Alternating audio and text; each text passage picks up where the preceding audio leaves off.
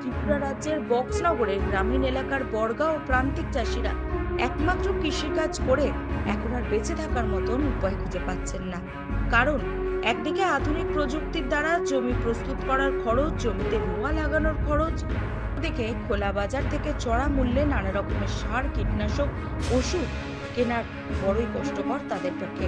এছাড়াও সর্বশেষ ধান কাটার শ্রমিকদের মজুরি দেওয়া, মেশিনের সাহায্যে ধান মাড়াই করা ইত্যাদি মিলিয়ে সর্বসাকুল্যে যে পরিমাণ টাকা খরচ হয়, সেই টাকার তারা ধান বিক্রি করে উঠতে পারেন না। তারপর পরিবার চালানো তো দূরের কথা, এই অবস্থায় কৃষিকাজ কিভাবে করা সম্ভব? এই দুশ্চিন্তায়, হতাশায় দিন কাটাচ্ছেন ত্রিপুরা রাজ্যের বহু বর্গা ও প্রান্তিক চাষিরা। আমি এই বাগা জমি চাষ করি। হুম। এই বাগা জমি চাষ করি, দেখা গেছে যে পরিমাণে খরচার পরিমাণ আর যে লেবারের দাম, এই লেবারের দাম যে খরচার পরিমাণ খরচা করি সেটি দেখা যাচ্ছে আমার অনেক লস হইতেছে। আগামী দিন যেন এরকম গৃহস্থী করতারে আমবিল্লা সম্ভব হয় না। এখন বিকল্প কোনো রাস্তাও নাই যে কি আর কোনো কিছু কি করবো।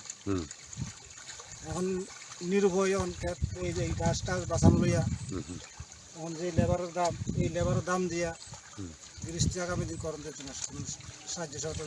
এই লেবার কি আপনার? হ্যাঁ, এই লেবার লইছি। ওখানে গাছটা যে গাছ উঠছে এখন মনে করেন না সুদূর উপরে টিয়া লইয়া এখন এই লেবার লইয়া খেত বাঁচান লাগতেছে। কি করবেন এখন তো আর এত টিয়া বইছো না, যখন যেদিন ক্ষেতের অবস্থা যে রোগ ধরে রয়েছে, সার ওষুধ দিতে পারছি না, এখন কী করলাম চিন্তাও করতে